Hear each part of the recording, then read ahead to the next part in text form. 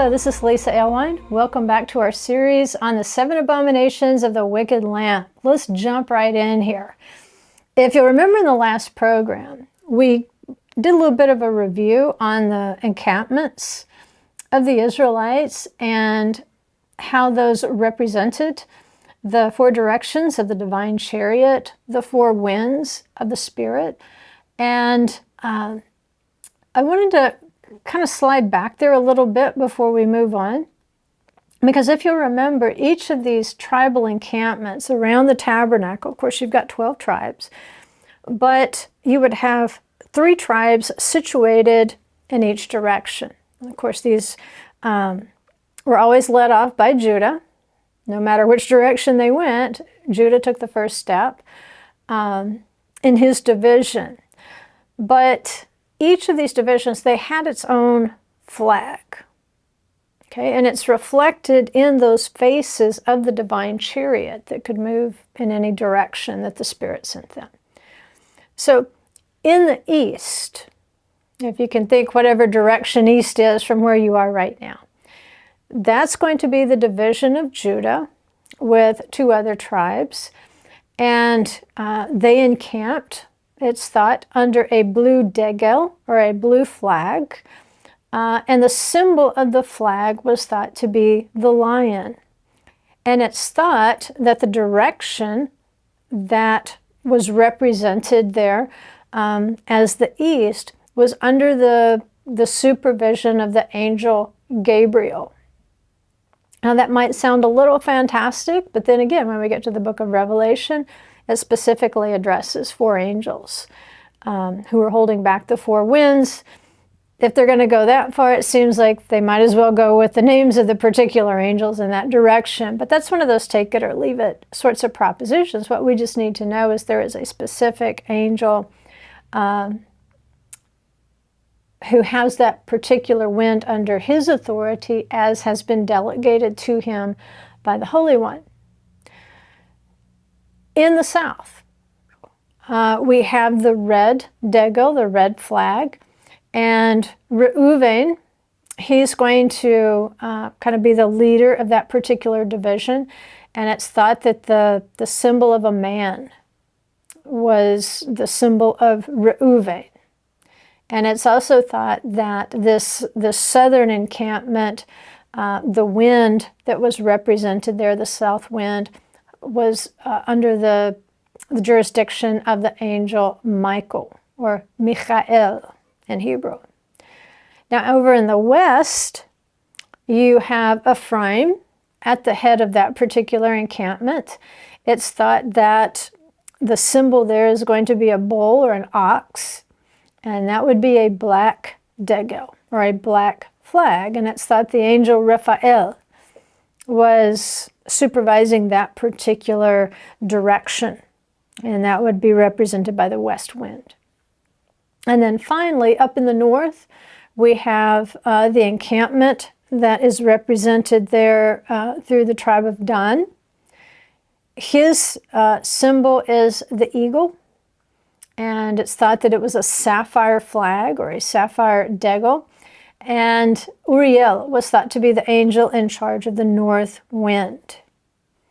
Right? So you can see how with the divine chariot having these same specific symbols as representing the Spirit of Adonai, able to move in any direction without turning, how they encamped, it makes a whole lot of sense. If the pillar of cloud picked up and started moving, and then the ark started moving, these camps could move in any direction. It's just a matter of,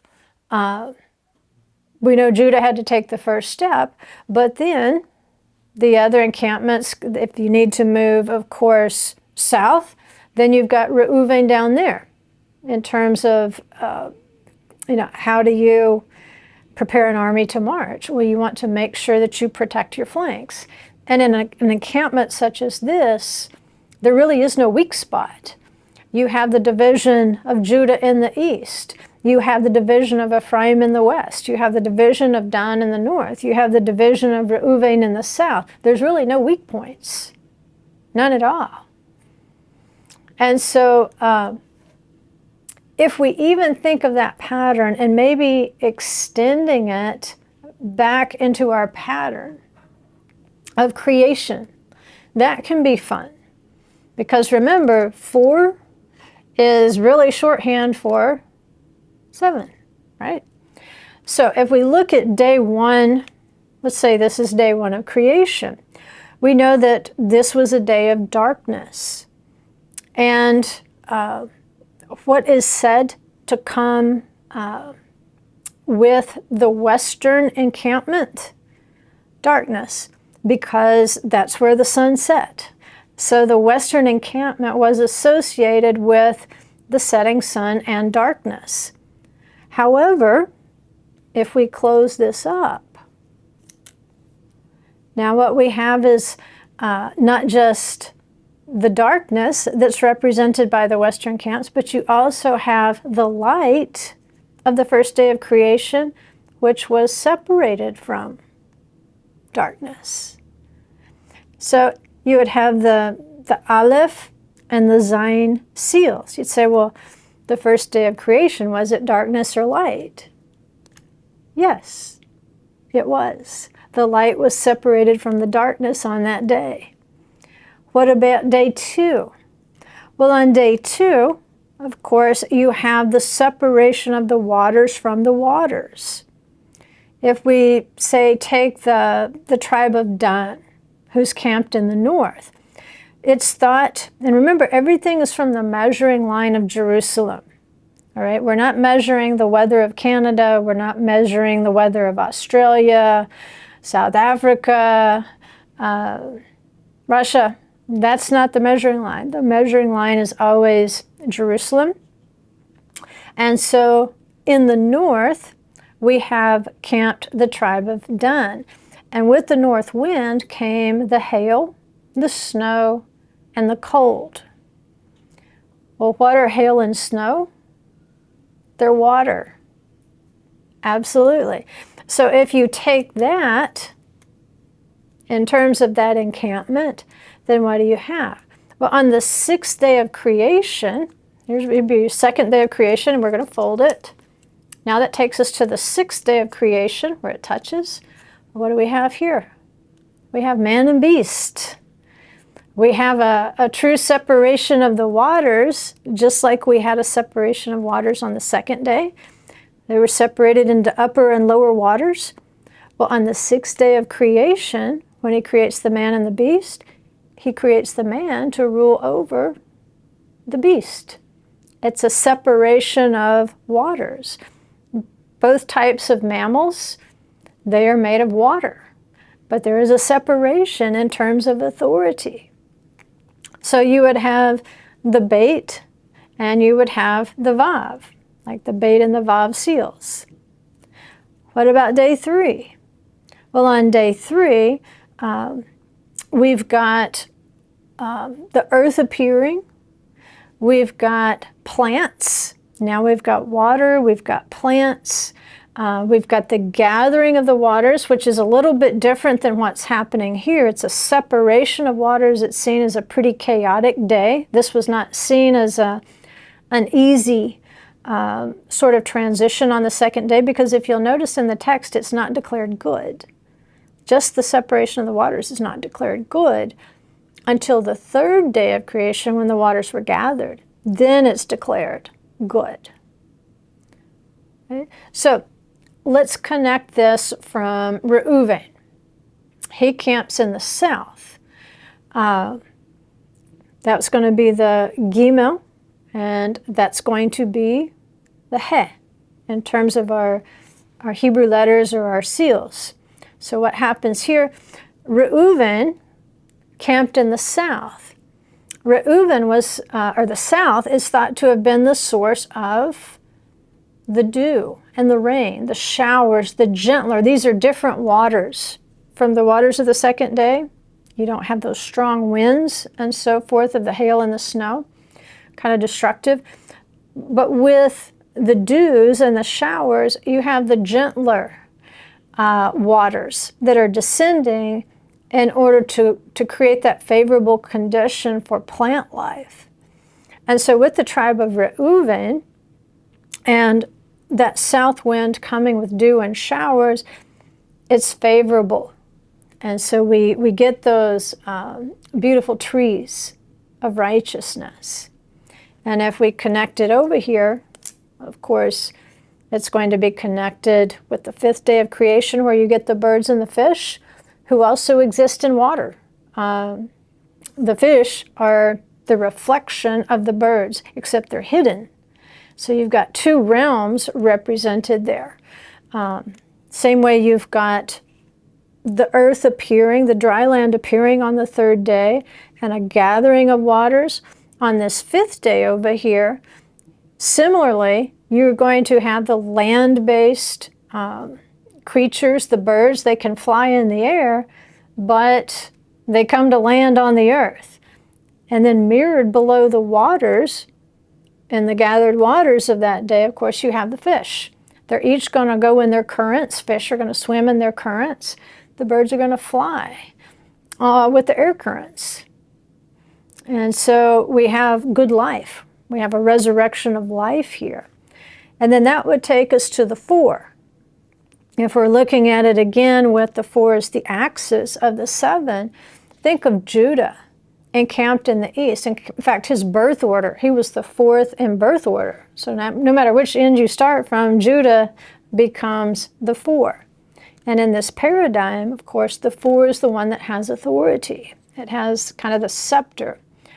And it's thought that the lights, think in terms of the east being where the dawn breaks, where the light shines out of the darkness. In that way, it is very similar to the 1st day of creation, and it's very similar to the Shabbat, right? Because Shabbat, remember, we light those candles on Erev Shabbat so that we will have light in all our dwellings on Shabbat.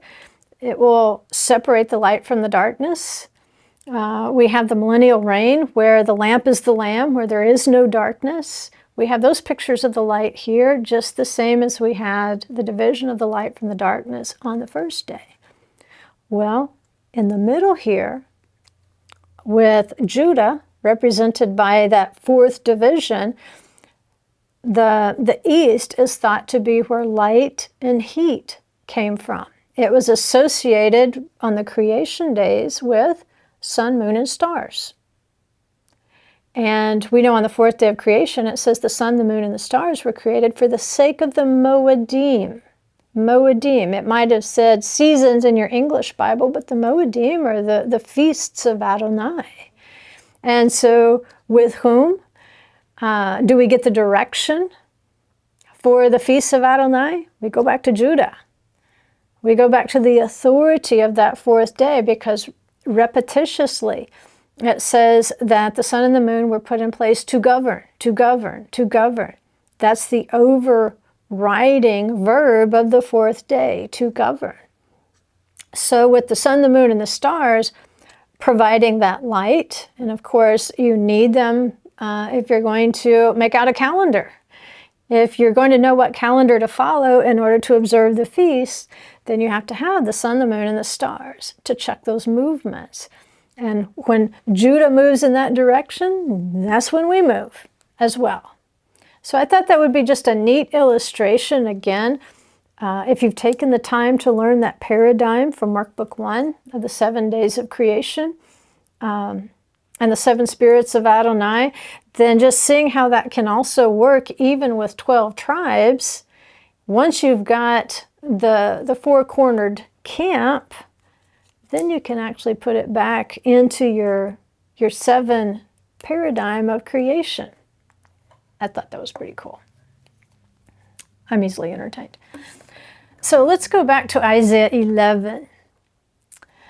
In Isaiah 11, it's talking about the days of Messiah, when, of course, the government systems of the world, as we have always known them, will come to an end.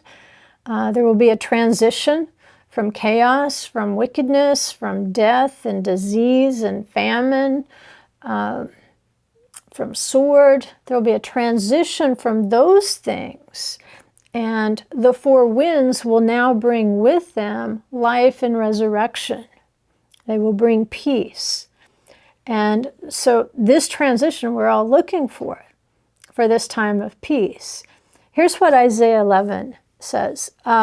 He will strike the earth with the rod of his mouth, and with the breath of his lips he will slay the wicked.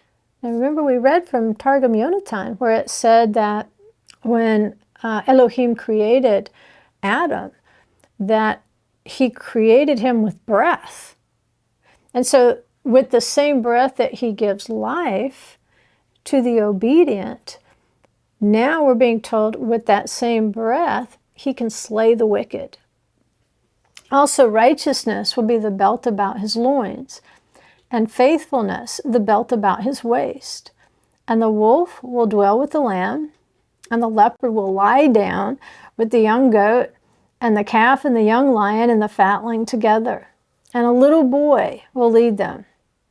Also the cow and the bear will graze, their young will lie down together, and the lion will eat straw like the ox.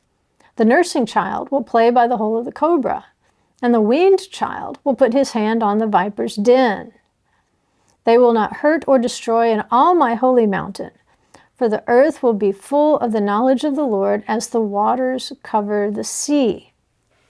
So that's what we see at this point with the induction of the kingdom of Messiah, whereas those four winds are what gather Israel at the resurrection, those same winds are going to cause destruction among the wicked. Once this is all accomplished, then just like oddly, now under King Messiah, these four winds can work together for peace and goodness and life and all sorts of good stuff. He's describing how the calf and the young lion can be together, and they will not have that predatory nature. They will not have that flight nature as well. The lion, it says, will eat straw like an ox. It's no big deal if a nursing child plays by the hole of the cobra or a weaned child puts his hand on the viper's den. They will not hurt or destroy on the holy mountain. There's a transformation around Jerusalem. And it says the whole earth is going to be full of the knowledge of the Lord as the waters cover the sea. Now we see the four winds working together like Israel should have been working together all along in their encampments, responding to the breath of Adonai, responding to his will. It says, then in that day, the nations will resort to the root of Jesse, who will stand as a signal for the peoples, and his resting place will be glorious. Imagine Jerusalem at that time, like it's describing right here, where there's no predator and there's no prey. It says, then it will happen on that day that the Lord will again recover the second time with his hand the remnant of his people who will remain from Assyria, Egypt, Pathros, Cush, Elam, Shinar, Hamat, and from the islands of the sea. Right, now that's important because out of the nations where the remnant of his people are, he starts the list with Assyria. And Assyria has a special identity as an enemy of Israel, by the way. They're different from Egypt, and they're different from the beast kingdoms. Now, the beast kingdoms are Babylon, first, the golden head. Then you've got the silver upper torso of the Medes and the Persians. You've got the bronze abdomen there of Greece. You have the iron legs of Rome. And then today, Rome is mingled among the clay in the feet. Those are really one beast, even though they're multiple kingdoms. They're just one beast. It's one image of a person, the king of Babylon. And the question is, why wasn't Assyria as the first kingdom to really attack and conquer Israel and take the exiles out of Israel, dispersed them among the nations, why isn't that particular kingdom referred to as maybe the first beast kingdom instead of Babylon? Well, if you'll remember, Assyria never conquered Jerusalem. Right? These other 4 beast kingdoms, they did. The serpent gave his authority, and the serpent is Egypt, gave his authority to Babylon, the first beast kingdom. Because remember, the stronghold of the serpent, or the dragon, he's also referred to as Leviathan sometimes, his stronghold was the Nile. It was the waters. He infests the waters of the earth. But once he gets up on land, he's not as strong. And so historically, that's what happened. Pharaoh, there was a particular Pharaoh in history, and he left Egypt, and he traveled all the way to the Euphrates. And he battled Babylon and lost badly and pretty much went, squealing back to Egypt. And from that point on, Egypt never gained its previous grandeur. It never had the same military strength that it did before. That strength was passed off to these land-based kingdoms of the beast, beginning with Babylon. Right? So Assyria doesn't fit into that list, because even though they conquered the northern tribes and did send them into exile, they could never conquer Jerusalem. But the other kingdoms did. So there's a significance there to starting the list with Assyria. Let's read on. It says, "And he will lift up a standard for the nations and assemble the banished ones of Israel." Right there, it gives you a clue as to maybe why the list began with Assyria. It says he will lift up a standard for the nation, assemble the banished ones of Israel. Israel can, in certain contexts, refer to the 10 northern tribes that split off from the kingdom of Judah after the time of King Solomon. The kingdom was split. And so those are the Israelites whose whereabouts are pretty much unknown. The Scripture does tell us their last known destination. I believe many of them are still right where Scripture says they were. About 100, a little over 100, maybe around 150 years ago, Christian missionaries went up to that area, and what they found were called Assyrian Christians, or Chaldean Christians. And what they seem to have been, according to these missionaries, is previously those who identified with Jews, and then after evangelism and the time of Yeshua's disciples, they converted to a very ancient form of Christianity that still exists today. And it's presumed that those were directly descended from the 12 tribes that were specifically placed in that area. However, for the most part, they've lost identity. They don't know who they are, and they don't understand that where they are is not their true citizenship. And then it goes on, it says, "And will gather the dispersed of Judah from the 4 corners of the earth." So we have a statement here that pairs these lost northern tribes with Judah, who were also dispersed to the 4 corners of the earth. So lifting up the standard for the nations and creating an assembly point for the banished one of Israel. It could be that he's reaching out to people who don't even know who they are. They don't know they're descended from Israel. Maybe they only know that they're like Abraham, that they're following, they're obeying, because it's in their heart. They are disciples of Yeshua. They're learning about their covenant. They're trying to walk in the covenant as best they can. And all of a sudden, the standard for the nations is going to go up. Yeshua is going to be that standard for the nations. And so he's going to assemble all, not just these missing who were dispersed by Assyria, but also those of Judah who were dispersed to the four corners of the earth. And it says, at that time, the jealousy of Ephraim will depart. Sometimes those northern tribes were called Ephraim. And those who harass Judah will be cut off.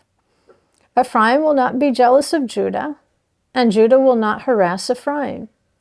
They will swoop down on the slopes of the Philistines on the west. Now remember, Ephraim's camp was on the west. He headed that division of the west. So as Ephraim returns home, it could be that he is coming from the west. And he's going to swoop down, it says, on the Philistines. Together they will plunder the sons of the east. It sounds like he will keep going. And both Ephraim and Judah, they will plunder the sons of the east. They will possess Edom and Moab. Edom is in the south. So the direction of Reuven and his division, that will be conquered. And then in the east, Moab, in the direction of Judah. And the sons of Ammon will be subject to them, also in the east, but a little more north. And the Lord will utterly destroy the tongue of the sea of Egypt. And he will wave his hand over the river with his scorching wind. And he will strike it into 7 streams and make men walk over dry-shod. And there will be a highway from Assyria for the remnant of his people who will be left, just as there was for Israel in the day that they came up out of the land of Egypt. All right, so he will wave his hand over the river. The river is the Euphrates. It says with a scorching wind. Well, the scorching wind was thought to come from the east. This is where Judah's camped. So Judah will be like a scorching wind coming from the east. And then the Euphrates River will be dried up into 7. There will be 7 streams where you can walk over it without getting your feet wet. And he says it's going to be just like when they came from the land of Egypt. So it sounds like these lost Israelites who are returning from Assyria, they're coming back on this highway. It sounds like he is making a way from the nations. Once Yeshua is lifted up as the standard, now they can return just like the Israelites crossed the Red Sea from Egypt. There may be a situation where these nations that we're labeling Assyria, they release them home to Israel. They can return from Assyria. But it could be that they changed their mind like Pharaoh did. Remember, Pharaoh said, okay, go ahead, and then he changed his mind. He tried to chase them down. It could be that these tribes are released to go home. They can now go up to Jerusalem for the Moedim. They can worship. King Messiah will build a temple. And just like the Israelites fled from Pharaoh, at some point they realized, oh, we thought we were being released, but now we're being chased. And so he dries up those highways that they're traveling from Assyria, from those nations. It looks like they will be chased by some sort of military force, and then probably just like happened at the Red Sea, that flood will close right back over them and destroy those armies. And those armies will actually be, as they chase the Israelites, they will actually be going to their destruction. I know that doesn't sound like a great plan, being chased, but I'm sure it didn't sound like a great plan to the Israelites when they were being chased out of Egypt.